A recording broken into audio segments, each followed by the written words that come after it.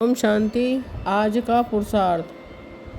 आज की मुरली हमें सुनाती है कि जब मनुष्य आश्री मत, शैतानी मत, विचारों या अज्ञानता पर आधारित जीवन पर चलता है तो वह दर बदर हो जाता है। इसका मतलब है कि वह अपने जीवन की सही दिशा और उद्देश्य को भूलकर भटकता रहता है।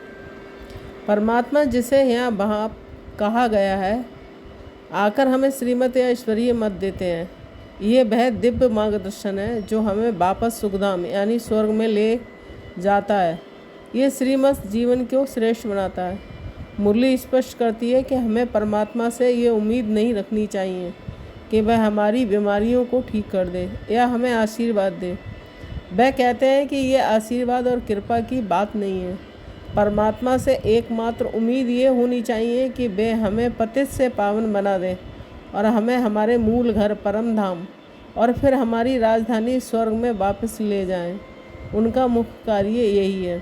आज की मुरली एक बहुत ही महत्वपूर्ण सिद्धांत समझाती है, कर्म की गति। सतयुग में कर्म, यहाँ जो कर्म किए जाते हैं वे सब अकर्म होते हैं, क्योंकि वहाँ कोई पाप या दुख नहीं होता है। रावण राज। कलयुग में विक्रम रावण के प्रभाव में आकर किए गए सभी कर्म विक्रम या बुरे कर्म बन जाते हैं जो दुख का कारण बनते हैं। संगम युग में कर्म श्रेष्ठ परमात्मा इस समय हमें ऐसे कर्म करना सिखाते हैं जो कि कर्म श्रेष्ठ बन सके, यानी जो हमें पूर्ण और सुख दें और जिनसे कोई विक्रम ना बने। आज मनुष्य अपने असली घर, आत्माओं का निवास स्थान परम धाम और अपनी राजधानी स्वर्ग को भूल गए हैं। बाप हमें इन दोनों को याद दिलाते हैं। वे कहते हैं कि अब हमारा पार्ट भूमि का पूरा होने वाला है और हमें वापस घर चलना है। ये ज्ञान हमें सब कुछ छोड़कर आश्रम में रहने को नहीं कहता। परमात्मा समझाते हैं कि गृहस्थ जीवन में रहते हुए भी हमें ये समझना है कि मैं आत्मा हूँ और बाबा मुझे पवित्र बनाकर वापस ले जा रहे हैं। भोजन की शुद्धता और विकारों से दूर रहने का महत्व भी बताया गया है, क्योंकि इससे ही आत्मा पावन बनती है। क्या और कैसे पुरुषार्थ करना चाहिए? मुरली में बताए गए पुरुषार्थ के तरीके जो हमें आध्यात्मिक प्रगति के लिए अपनाने चाहिए वे इस प्रकार हैं। आत्म अभिमानी बनना, ये सबसे पहला और महत्वपूर्ण पुरुषार्थ। मुरली कहती है कि जब तक हम देह अभिमान शरीर की चेतना में रहेंगे हम बाबा को याद नहीं कर पाएंगे। हमें खुद को आत्मा समझना है और असली स्वरूप को याद करना है। कैसे? दिन भर बार बार इस बात का अभ्यास करें कि मैं शरीर नहीं बल्कि आत्मा हूँ। श्रीमत पर चलना, परमात्मा जो श्रेष्ठ मत देते हैं उसे अपने जीवन में उतारना। ये केवल सुनना नहीं बल्कि उस पर चलना है।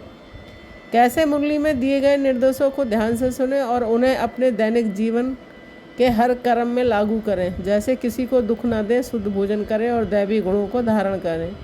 परमात्मा बाप की याद, रिमेंबर द गॉड फादर।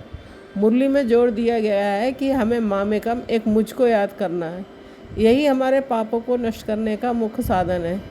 कैसे? दिन में 8 घंटे लगातार याद का अभ्यास करना है। इसका मतलब ये नहीं कि आप 8 घंटे अलग से बैठें, बल्कि अपने आप काम को करते हुए चलते फिरते हर समय बुद्धि में परमात्मा की याद बनाए रखें। सुदर्शन चक्रधारी बनना, become a spinner of the discus of self realisation. ये मुरली की बहुत अनोखी अवधारणा है। इसका अर्थ है कि हमें सृष्टि के आदि, मध्य और अंत का ज्ञान को अपनी बुद्धि में धारण करना है।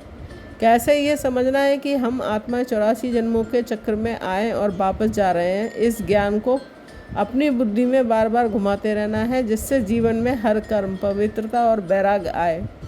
हर्षित रहना और मीठा बनना, stay joyful and be sweet. Murli में कहा गया है कि हमें हमेशा हर्षित रहना है और कभी भी लून पानी, नमक का पानी नहीं बनना चाहिए, जिसका अर्थ है दुखी या कड़वा। जैसे खुशी को अपने अंदर महसूस करें, हमें बेहद का बाप मिला है और वह हमें विश्व का मालिक बना रहे हैं। ये खुशी हमारे स्वभाव को मीठा और दूसरे के प्रति स्नेही बनाएगी। निमित्त और निर्माण बनना, become instrumental and without ego. ये वरदान का सार। इसका अर्थ है कि हमें खुद को केवल परमात्मा के कार्य का साधन समझना है और अपने अंदर कोई अहंकार नहीं रखना है। कैसे? जब हम समझेंगे कि हम केवल निमित्त हैं तो हम मान अपमान से ऊपर उठ जाएंगे। हमारा लक्ष्य होगा सबको मान देना, क्योंकि इस रत्नाकर बाप के बच्चे हैं। संक्षेप में आज मुरली का संदेश है कि हमें असली स्वरूप आत्मा को पहचानकर परमात्मा की श्रीमत पर चलकर अपने घर और राजधानी को याद करना है। ये केवल पुरुषार्थ कुछ समय के लिए नहीं बल्कि जीवन के हर पल में होना चाहिए, ताकि हम इस संगम युग में अपने आप को श्रेष्ठ बनाकर भविष्य के लिए एक सुंदर और पवित्र दुनिया का निर्माण कर सकें। ओम शांति। Thank you Baba.